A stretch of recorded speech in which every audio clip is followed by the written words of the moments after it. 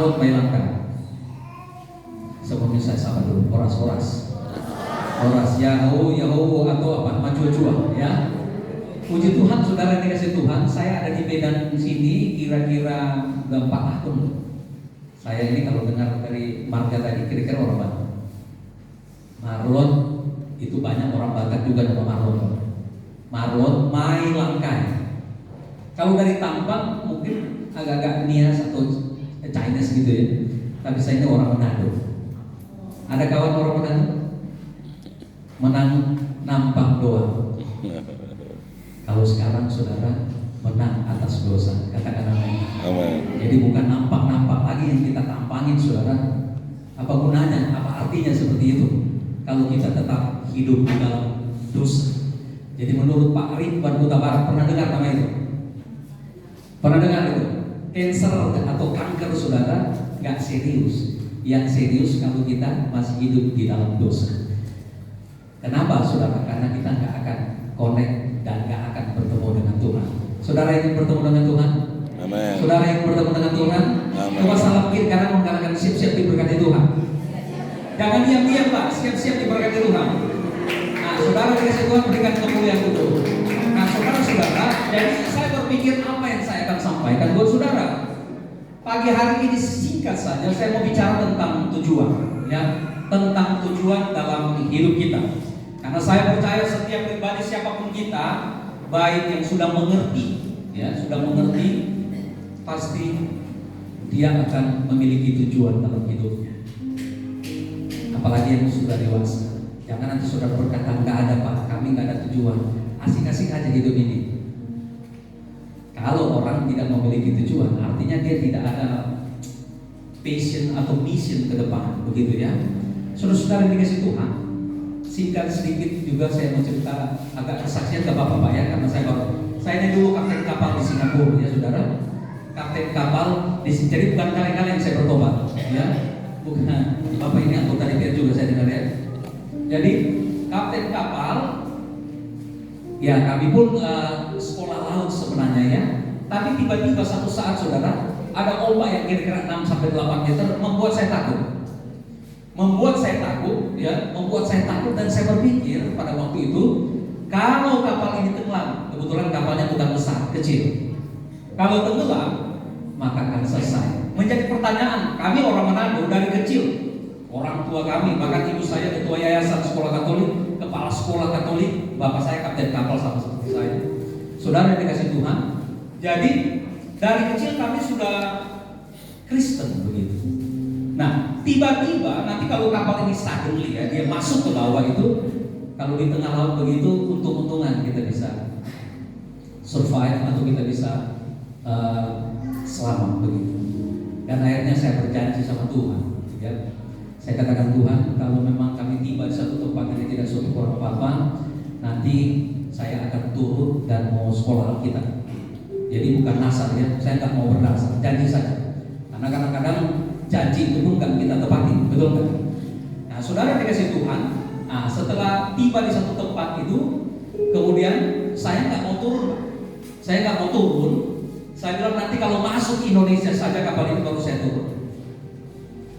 Ada beberapa bulan kemudian kami masuk Surabaya. Masih Surabaya, saya apply permohonan untuk turun kapal. Agent di Singapura bilang jangan dulu Pak, karena ada 4 kali dia masuk ke Surabaya. Nanti ke-4 kali saja baru Bapak turun. Nah, singkat cerita, saudara-saudara adik-adik sekalian, ke-4 kali itu saya turun. Ada kira-kira seminggu di kampung. Saya ke Lampung, saudara. Ke Lampung kenapa? Karena di sana ada sekolah Alkitab untuk saya ikut sekolah Bapak Ibu. Nah, istri saya kaget, dia bilang kenapa drastis seperti itu? Nanti kalau kamu jadi pendeta pemasukannya hilang kita, begitu kan? Saya bilang enggak, Tuhan pasti pelihara kita, Tuhan pasti tolong kita. Biasanya kalau pelaut turun itu dia tambah ijazah, makin tinggi ijazah, kita pergi ke tempat-tempat lain ya, kapal lebih besar, pasti salary-nya pun lebih besar. Tapi pada waktu itu saya ingat apa yang saya sampaikan kepada Tuhan dan tidak tenggelam pada waktu itu karena memang besar dan tiba-tiba saya takut. takut atas segala dosa-dosa perbuatan saya. Biasanya saudara-saudara dikasih Tuhan, kalau pelaut itu kalau di Singapura ngumpul di anting, minum itu mabuk-mabuk dan pokoknya yang nggak mempermuliakan Tuhan begitu. Ya, satu waktu itu memang tiba-tiba saja kami diperintahkan oleh agen untuk pergi ke satu tempat. Saya nggak monitor itu typhoon, Pak. Ya, typhoon itu angin. Jadi biasanya kami buka Singapura radio, dia ada update cuaca begitu, di mana ada ombak, di mana ada kita bisa menghindar. Tapi pada waktu itu karena masih apa istilahnya, masih pengaruh mabuk, langsung berangkatkan saja. Masih mending saudara, kapal kami itu tiba di tempat yang dimana kami tuju. Ini ada kaitan dengan tujuannya saudara, ada kaitan nanti dengan khotbah saya. Jadi di laut kami ketemu ekor. Ekor itu berarti belakangnya typhoon, angin badai belakangnya. Jadi udah nggak terlalu kuat, tapi masih membuat laut itu 6-8 meter. Bagaimana kalau tengah-tengahnya udah selesai kita? Tapi itulah maksud Tuhan, saudara. Jadi pada waktu saya takut mati, saat itu saya takut mati. Kalau sekarang, kapanpun Tuhan mau panggil siap. Katakan apa? Saudara siap kapanpun Tuhan mau panggil? Saudara siap? Coba angkat tangan yang siap. Nggak perlu takut, kematian itu nggak perlu ditakuti. Katakan amin. Karena semua kita, kalau orang Belanda bilang flow of life, kalau bahasa Inggris quickly atau fasting or slowly, kita tetap akan bersama. Ya kan? Cuman soal waktu. Mungkin hari ini ada orang yang game over, saudara, selesai. Nanti berikut dan tiba saatnya. Nah kalau saudara takut mati, berarti saudara nggak percaya Tuhan. Iya kan? Karena kadang-kadang udah opung-opung udah tua 80 tahun pun masih kita doakan umur panjang dia. Karena opung ini takut take over juga, Pak. Bukan take over, apa tuh? Take off. Nah itu takut. Jadi udah 100 tahun pun katanya jauh umurnya aman. Bukan surga. Ada di sini? Ada di sini yang takut ke sana? Apakah kita masih ingin gitu hidup di dunia berlama-lama? Saya kiranya ya. Kadang-kadang apa? Masih muda belum menikah. Ngapain pula disuruh pergi? Iya kan? Atau ada yang Pak, anak-anak saya masih kecil. Siapa yang mau jaga? Pertanyaannya. Tuhan sanggup jaga anak-anak? Tuhan sanggup nggak pelihara? Hah? Jangan goyah, katakan amin. Sanggup Tuhan. Kita terbatas untuk mengurus anak-anak kita. Tapi Yesus Kristus Tuhan yang kita percaya, Bapak Ibu Saudara hadirin sekalian, Dia sanggup melakukan apa saja dalam hidup. Nah, saudara dikasih Tuhan, coba sebelum kita lanjut, nanti diselingi dengan kesaksian itu, kita akan baca kebenaran firman Tuhan yang saya ambil dari 1 Petrus pasal 1. 1 Petrus pasal 1 ayat 3 hingga ayat yang kelima. 1 Petrus, ada. Saya baca ayat 3, Bapak Ibu Saudara sekalian baca ayat 4 dan nanti di ayat 9 kita akan baca sama-sama. Kalau tidak keberatan, mari kita berdiri untuk menghormati firman Tuhan, ya. Karena katanya ketika kitab Yesaya dibacakan, Yesus pun berdiri. Tanyanya apa? Dia menghormati kitab itu, ya. Terpujilah Allah dan Bapa Tuhan kita Yesus Kristus, yang karena rahmat-Nya yang besar telah melahirkan kita kembali oleh kebangkitan Yesus Kristus dari antara orang mati kepada suatu hidup yang penuh pengharapan. Untuk menerima suatu bagian yang tidak dapat binasa, yang tidak dapat cemar dan yang tidak dapat layu, yang tersimpan di surga bagi kamu. Yaitu kamu yang dipelihara dalam kekuatan Allah karena imanmu, sementara kamu menantikan keselamatan yang telah tersedia untuk dinyatakan pada zaman akhir. Bergembiralah akan hal itu.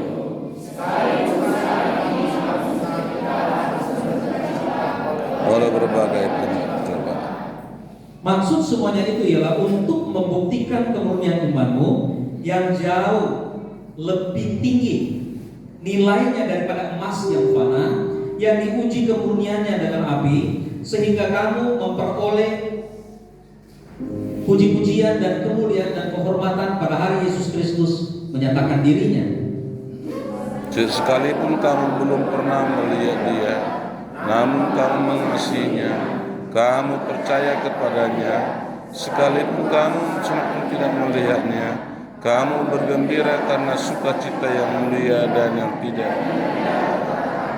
Ayat 9 kita baca sama-sama. 1, 2, 3. Karena kamu telah mencapai tujuan imanmu, yaitu keselamatan jiwa. Haleluya. Katakan amin. Silakan duduk. Amin. Bapak Ibu adik-adik sekalian, di dalam firman Tuhan tadi yang kita baca di dalam ayat 9 berkata, kamu telah mencapai tujuan imanmu, yaitu apa? Keselamatan jiwa. Garis bawahi tentang tujuan. Jadi iman kita pun mempunyai tujuan. Tujuan kita adalah supaya jiwa kita selamat. Katakan amin. Amin. Supaya jiwa kita selamat, saudara-saudara. Jiwa kita tidak binasa. Alkitab berkata, apa gunanya kita memiliki segala-galanya tapi jiwa kita binasa? Ada manfaat nggak kepercayaan kita hari ini? Ada gunanya nggak Bapak Ibu adik-adik sekalian? Nggak ada gunanya. Oleh karena itu saudara dikasih Tuhan, dalam hidup ini ada banyak tujuan kita. Iya kan? Ada banyak tujuan, ada banyak sekali tujuan dalam hidup saudara. Tujuan untuk bersekolah apa?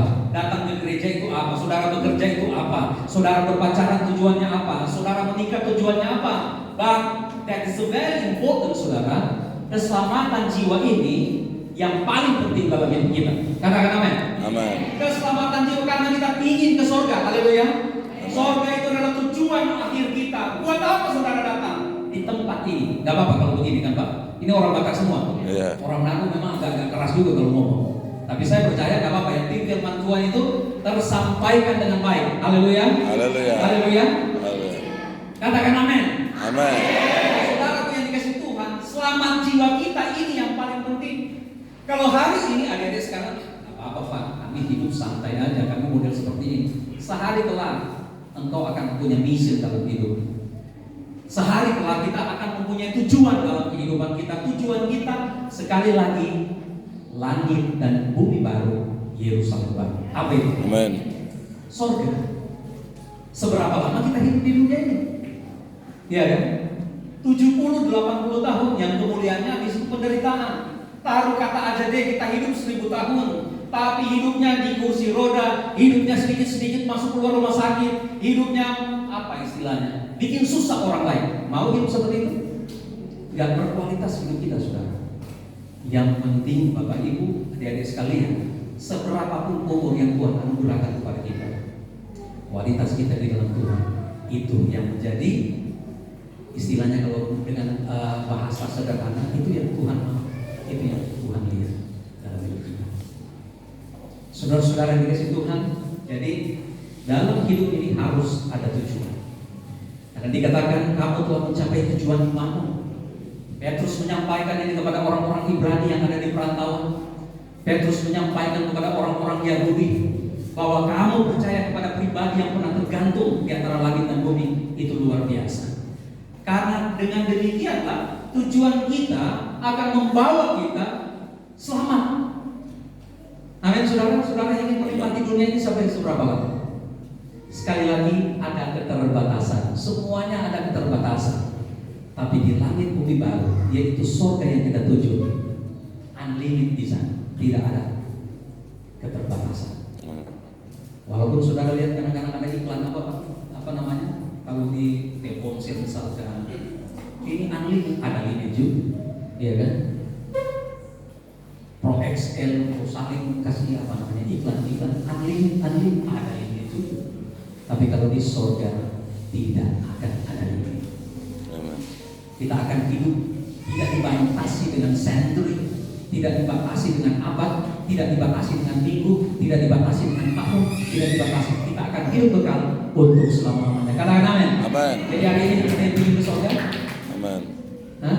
Tepuk tangan saja di atas saya. Hari ini kita ingin ke surga.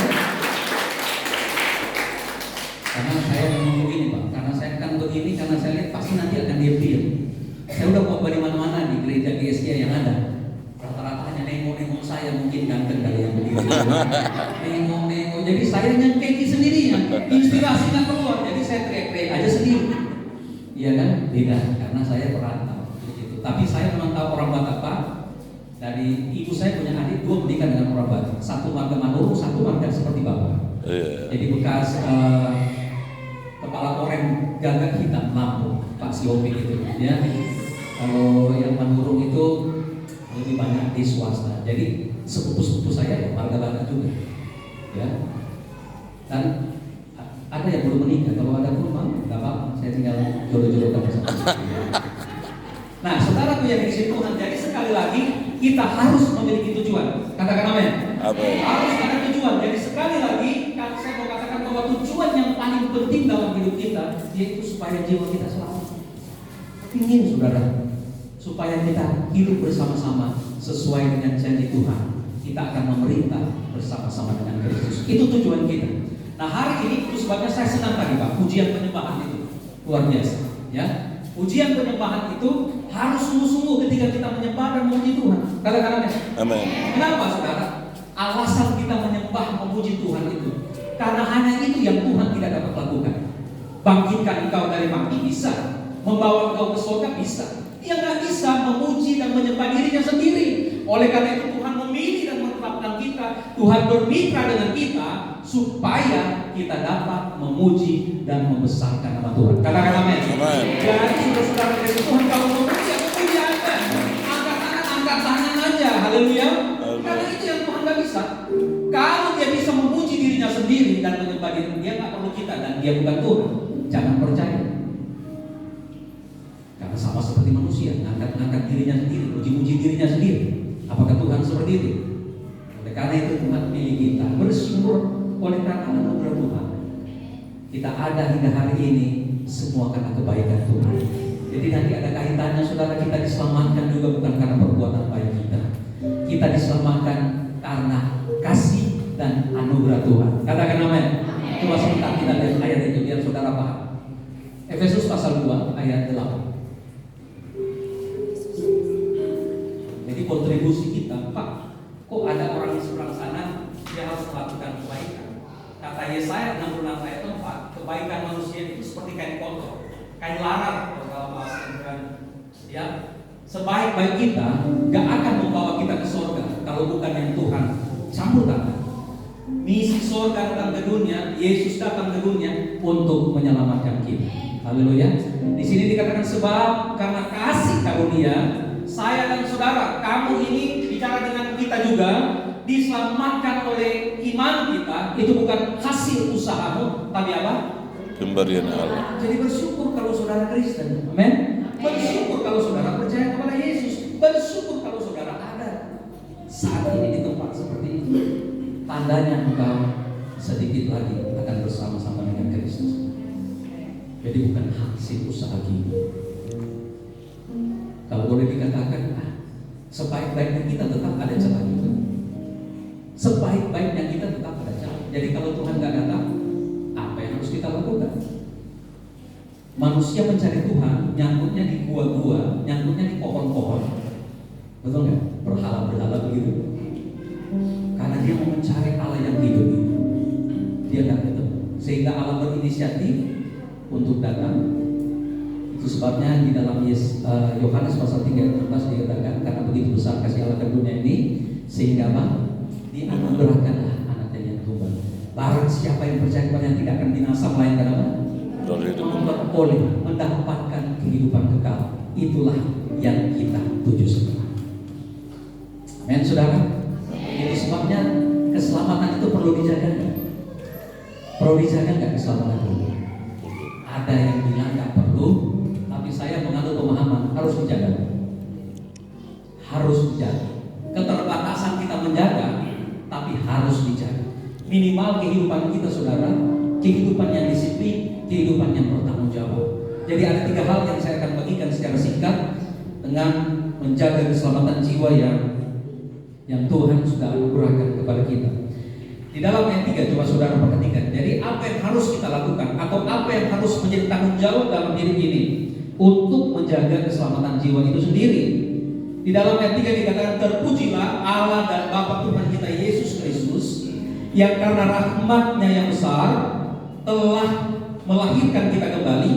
Melahirkan kita kembali ini saudara garis bawahi, oleh kebangkitan Yesus Kristus dari antara orang mati kepada suatu hidup yang penuh pengharapan. Orang-orang yang memiliki pengharapan adalah orang-orang yang tidak berkeluh kesah, orang-orang yang tidak mudah putus asa. Karena ada banyak sekali orang percaya Yesus tapi Sehingga untuk mempercepat hidupnya dia main ayunan, Pak. Iya kan? Ayunan tapi yang bukan taruh di pangkat, dia sangkutkan di sini, ada nggak teman saudara? Baru dia main, sekali dia ngayun balik udah selesai. Itu orang-orang pengecut. Katakan amin. Nggak mampu menghadapi tantangan, nggak mampu menghadapi masalah.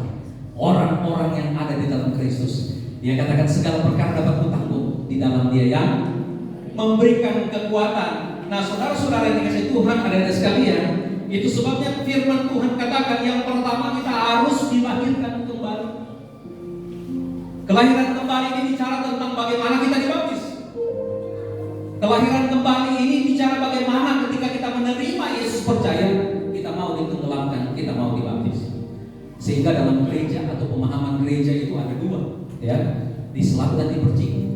Kami atau kita semua saudara yang ada di dalam karismatik, Pentakosta dan sebagainya, kita menganut ajaran yang namanya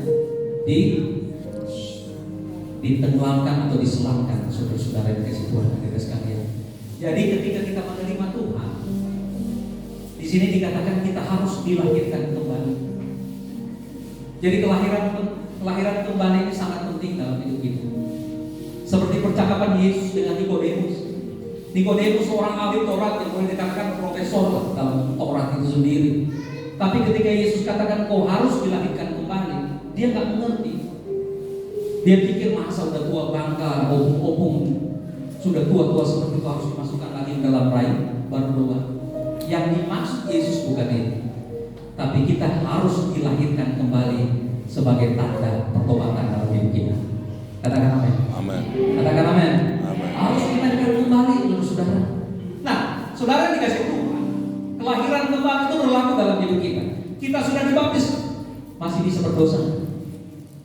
Masih saja. Itu sebabnya dalam renungan singkat ini saya mau katakan, hati kita yang harus dilahirkan kembali. Amin. Katakan amin. Amin. Hati kita yang harus dilahirkan kembali. Coba lihat diri kanan, hati kita yang harus dilahirkan kembali. Hati dia naik katanya ke pikiran. Padahal menurut saya pikiran dan hati sama aja. Ada saudara yang bisa kembalikan antara hati dan pikiran? Dari pikiran saudara datang kepada tindakan-tindakan. Tindakan yang berulang-ulang akan menghasilkan satu kebiasaan. Kebiasaan yang berulang-ulang akan menghasilkan satu karakter. Karakter yang berulang-ulang akan menetap.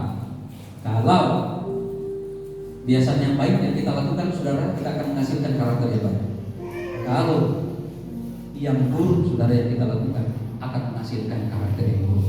Oleh karena itu ketika kita dilahirkan kembali, Alkitab katakan yang lama sudah berlalu, sesungguhnya yang baru sudah datang. Jadi penting nggak kita dilahirkan kembali? Ada di sini yang perlu dilahirkan kembali? Nanti harus dilahirkan kembali ya saudara. Setelah dilahirkan kembali, kita menuju kepada kedewasaan rohani kita. Kedewasaan rohani kita. Jadi yang sudah dilahirkan kembali, yang masih nyangkut-nyangkut di gerai-gerai tua, jangan lagi. Yang masih melotot-melotot kepada istri, jangan lagi. Istri yang masih cerewet-cerewet ngebacotnya, itu jangan lagi. Kalau kita masih nyiterain gembala, mencintai orang-orang, jangan lagi. Kenapa? Kita sudah dilahirkan kembali. Katakan amin. Amin. Sudah dilahirkan kembali, otomatis saudara kita harus ada pembaharuan. Harus dibaharui saudara. Yang lama sudah berlalu kita tinggalkan seluruh kehidupan kita yang tidak berkenan kepada Tuhan. Gampang nggak? Nggak gampang. Perlahan-lahan. Kalau saudara bisa cepat, bisa. Kalau tadi kita masih suka marah, sekarang nggak lagi. Kalau dulu kita masih suka tersinggung, sakit hati, sekarang nggak lagi. Karena kita sudah menjadi cinta baru di dalam Tuhan. Amen. Jadi apapun dikatakan orang, kita katakan puji Tuhan. Haleluya. Kenapa? Karena kita sudah hidup baru. Kita sudah dilahirkan kembali. Harus ada perubahan dalam hidup kita, perubahan kepada kedewasaan rohani kita. Orang-orang yang dewasa rohani saudara, dia tak mudah marah, dia dapat mengontrol emosinya, dia dapat melakukan segala-galanya di dalam Tuhan. Kenapa? Karena Tuhan berikan kepada dia, karena dia sudah dilahirkan kembali. Jadi hal yang pertama saudara, untuk menjaga keselamatan jiwa kita itu, kita harus dewasa, kita harus berubah, kita harus dilahirkan kembali. Katakan amin. Amin. Katakan amin. Amin. Salah satu contoh, misalkan saudara punya anak, cucu begitu ya, Kalau saya ini sudah punya cucu ya, 1 istri, 2 anak, 3 cucu, tapi masih nampak muda begitu kan. Padahal saya 54 Pak, umur saya 54, udah setengah abad lebih. Karena apa yang saya pikirkan tentang surga, ada masalah dalam banyak sekali, nggak mau kupikirin. Karena apa? Pasti itu akan lewat, ya kan? Pasti akan lewat. Sama seperti kalau di kapal ombak besar main kan, kalau kita berdoa pasti nanti satu waktu akan ada di pelabuhan. Ada ombak kan di pelabuhan, ada tadi kecil, gampang kita tenang sudah. Ya, jadi anak kecil gitu ya, anak kecil main dengan kita. Tadi yang datang ke depan, cucu kita, kalau dia bercanda dengan kita, dia injak leher kita, dia injak kepala kita, seneng nggak? Kita rasa lucu, ya kan? Lucu sekali, ya kan? Sekarang kalau dia udah umur kayak gini, ini 13-14 tahun,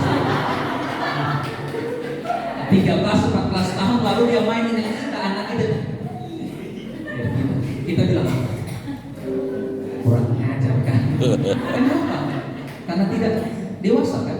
Dalam hidup kita pun Tuhan butuh kedewasaan rohani. Katakan amin. Amin. Jadi yang masih suka tersinggung, kalau Pak Ridwan bilang, tersinggung. Jangan ketawa, kau yang aku maksud. Nah, gitu kan. Termasuk saya dulu, saya emosian banget, emosi banget. Tapi ketika dalam Tuhan langsung hilang, enggak. Harus pelan-pelan menekan emosi itu, menekan apalagi marah-marah begitu ya. Dulu suka stunning begitu. Kalau sekarang justru nanti itu yang akan menghambat kita ke surga kalau kita melakukan seperti itu. Dan kita tidak akan menjadi saksi kepada orang-orang sama aja ya. Sebelum tetap aja masih gede-gede tua ini tua. Begitu kan?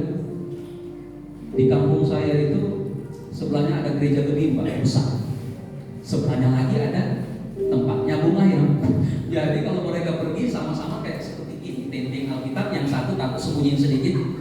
Malu kan kadang-kadang kalau bawa Alkitab, kalau yang satu dia tenteng bukan sembunyiin, ayamnya dia sembunyiin. Tapi itulah keadilan Tuhan. Rumah itu yang mereka main roboh untuk gak mati semua. Bertobat orang-orang itu. Karena itu kan orang lagi gereja, dia sambung ayam di sebelah.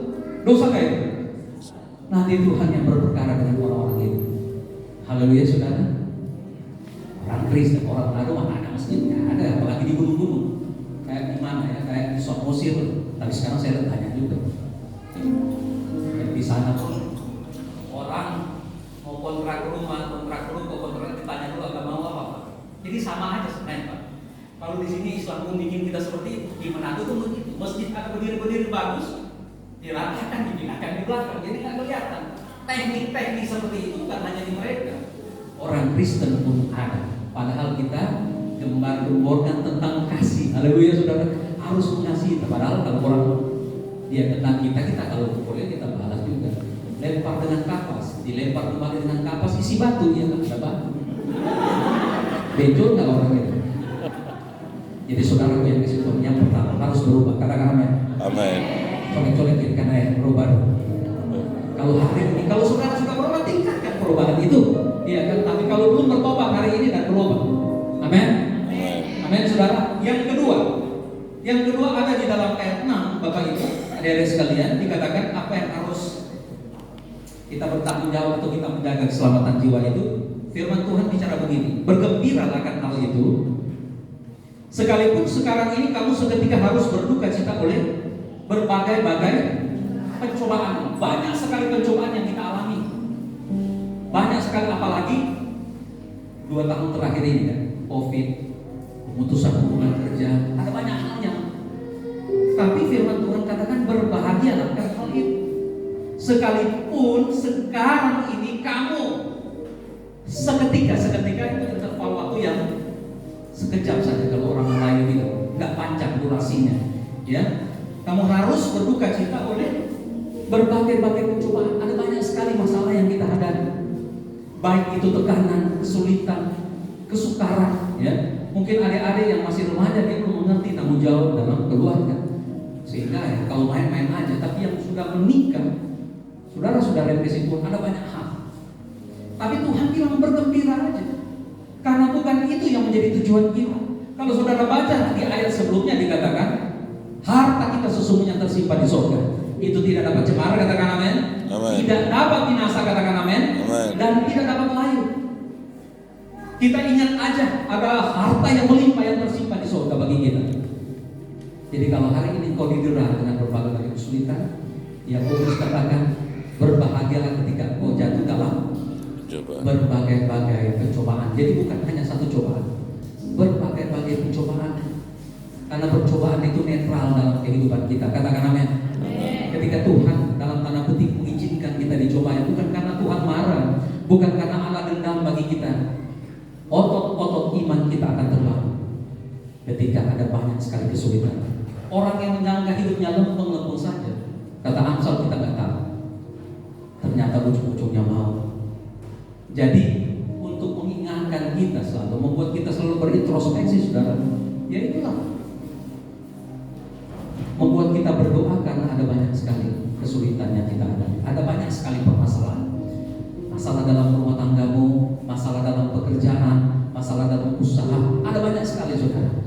Tapi walaupun ada masalah seperti itu, kita tetap tersenyum. Katakan amin.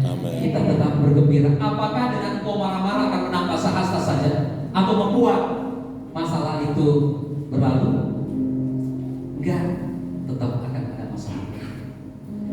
Semakin terbang tinggi, semakin tinggi di dalam anugerahmu, semakin terbang tinggi, semakin tinggi dalam kemuliaanmu, semakin tinggi. Nggak tahu kan lagunya? Itu ciptaan sendiri.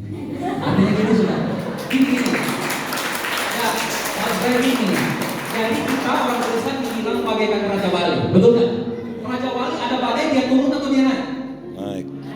Ada badai, makin besar angin taufan itu dia makin naik, matanya justru makin tajam. Kita semakin terbang tinggi, jatuh lagi, terpuruk lagi, terbang lagi. Enggak. Jadi hidup kita bukan bagaikan roda sebenarnya untuk rohani kita, bagaikan Raja Wali. Kalau roda sekali-sekali di atas, sekali-sekali kelindes, dia muter kan? Mau nggak? Udah begini, naik, udah kayaknya kalau jelas, udah kaya banget, tiba-tiba jatuh miskin lagi, mau nggak? Enggak. Kalau kita harus semakin semakin. Walau badai menghadang, itu orang Batak yang nyanyi, Doni Sibarani, ada band. Walau badai menghadang, ingatlah bukan selalu setia menjagamu. Oh ini orang update-nya ini, pemain gitar. Padahal lagu itu bukan. Maksudnya begini, saudara, walau badai menghadang, ingatlah bukan selalu setia menjagamu. Berdua kita lewati jalan yang berliku tajam.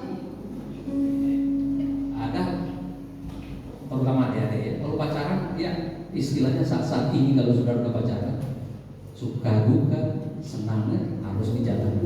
Jangan nanti setelah berkeluarga berdua kita akhirnya yang satu. Tidak ada yang dapat memisahkan kita kecuali tsunami, ya kan? Kalau tsunami terbongkar, tetap setia, katakan amin. Haleluya. Saya 33 tahun Pak, jadi masih ikatan dinas pun saya sekolah dulu di ilmu pelayanan itu.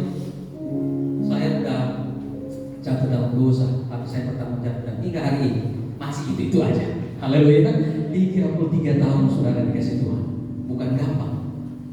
Pelaut, iya kan, banyak duitnya, banyak pula kan yang bisa kita tengok saudara, tapi itu semua tidak ada arti.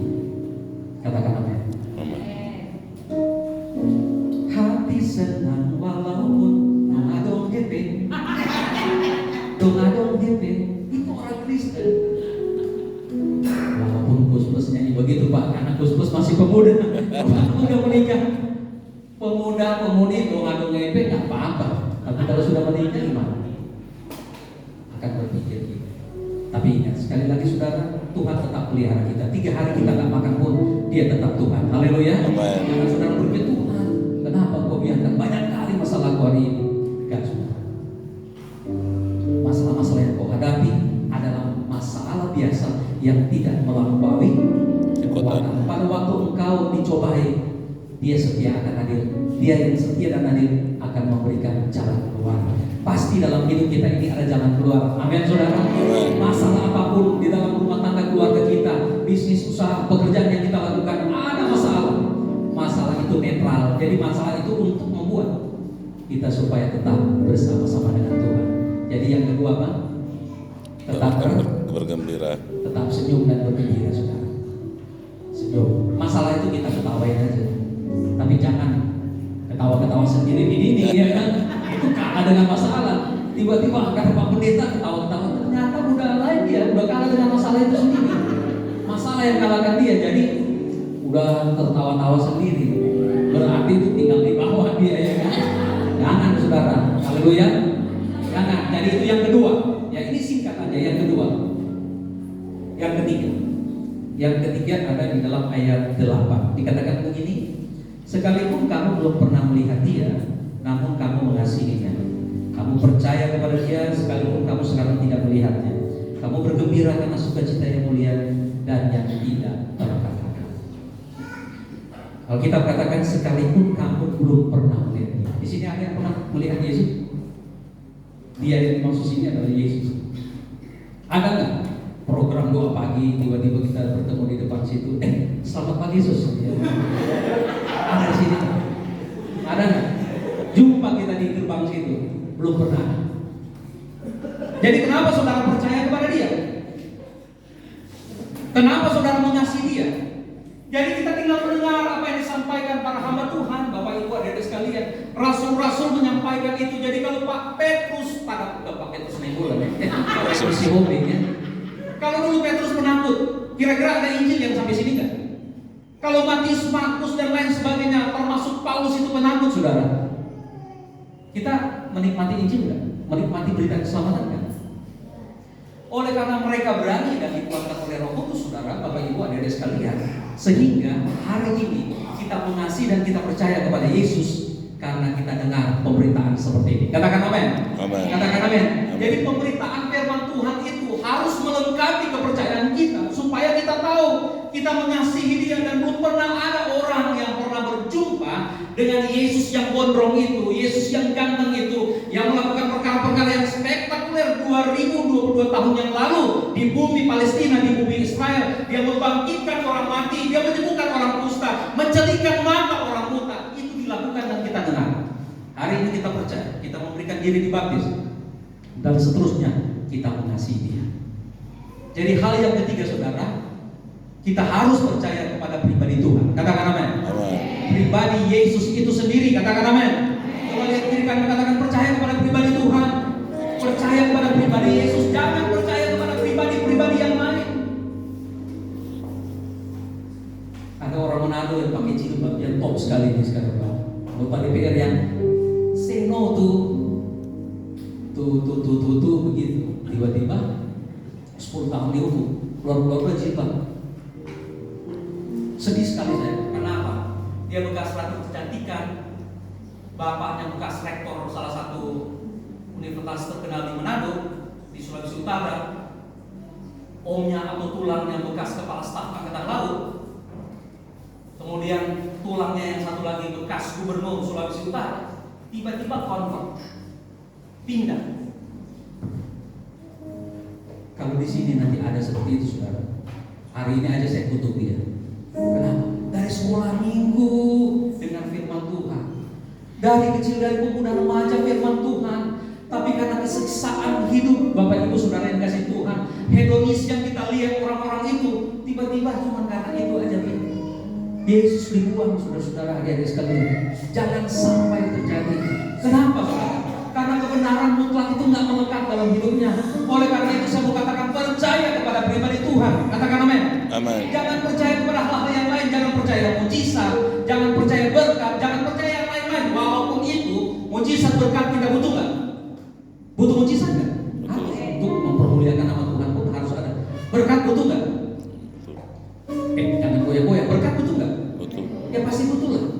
Memang kalau saudara kuliah, sekolah, bayar pakai damai sejahtera. Sekolah pergi di kampus busuk, Pak. Mana bayarannya? Enggak, aku bayar dengan damai sejahtera. Aku bilang kau pulang nggak? Jadi kita harus bekerja, kita harus melihat mujizat untuk diteguhkan iman percaya. Tapi jangan itu yang menjadi orientasi kita. Mengerti? Jangan salah mengerti ya, paham maksud saya. Jadi Tuhan akan mencukupkan dalam hidup kita. Katakan amin. Tapi yang paling utama adalah kita percaya kepada pribadi ini. Kalau kita percaya kepada pribadi Yesus, berkat, kebajikan, kemurahan, mujizat, kemurahan, pertolongan itu akan mengikuti kita. Katakan amin. Katakan amin. Akan datang kepada kita. Tapi ada banyak sekali orang yang kecewa. Dia bilang, Pak, 5 tahun saya cari jodoh, tapi nggak kunjung-kunjung datang. Ya percaya betul. Pak, saya ingin cancer saya yang stadium 4 ini sembuh. Dia pergi bukan mencari Yesus, tapi datang ke gerejanya.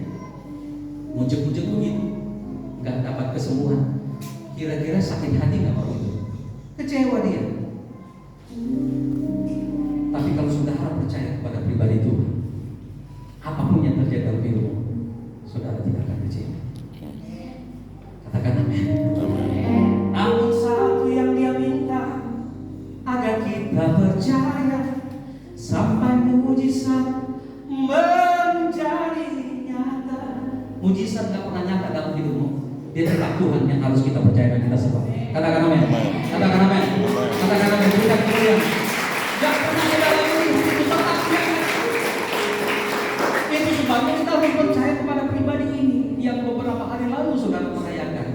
Yesus naik, Yesus katakan kita atau kita, dia tidak akan membiarkan kita piatu. Dia akan kirim apa? Roh Kudus. Roh Kudus.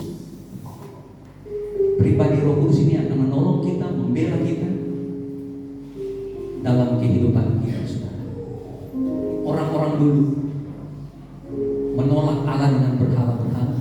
2022 tahun yang lalu menolak Yesus dengan menyalibkan Yesus. Ada banyak sekali orang-orang sekarang nggak percaya dengan Roh Kudus. Padahal kalau menurut doktrin kita, Dia adalah Tuhan itu sendiri. Katakan amin. Dia adalah Tuhan, Dia Allah itu sendiri, dan Roh Kudus itu diberikan kepada kita supaya Yesus nggak menetap aja di Yerusalem. Tapi Roh Kudus ini ketika kita minta, Dia akan memenuhi kita. Amin. Dalam bahasa Yunani dikatakan parakletos. Para itu kan di samping, saudara. Ya. Di samping ini artinya kalau kita tidak minta bantuan Dia, atau ketika Dia berbicara kepada kita pun kita mengabaikan, lambat laun Dia akan berdiam diri dan lambat laun Dia akan keluar. Jadi ilustrasi terakhir begini, saudara. Ketika negara ini dalam keadaan bahaya, ada pasukan para komando yaitu Kopassus,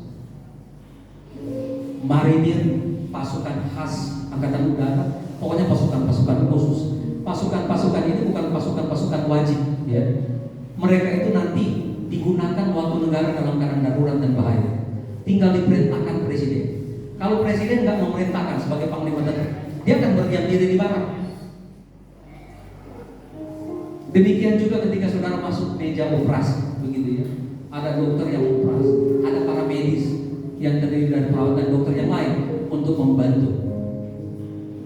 Demikian juga kalau saudara terbang, terjun payung begitu, yang saudara pakai apa? Parasut.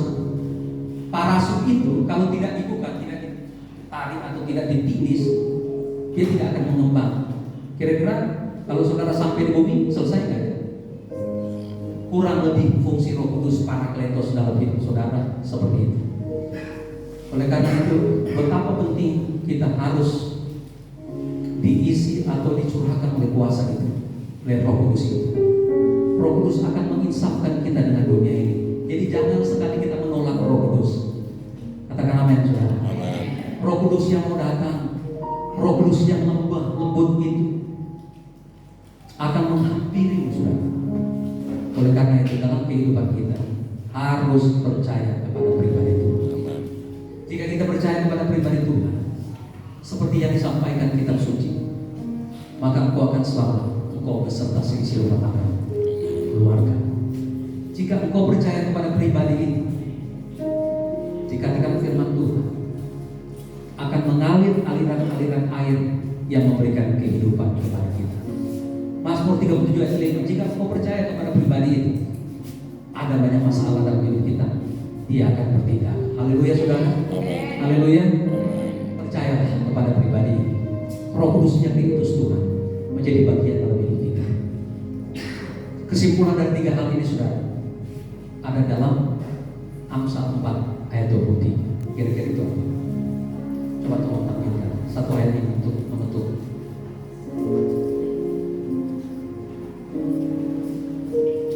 Jagalah hatimu. Mari kita baca sama-sama. Mari bangkit berdiri, saudara.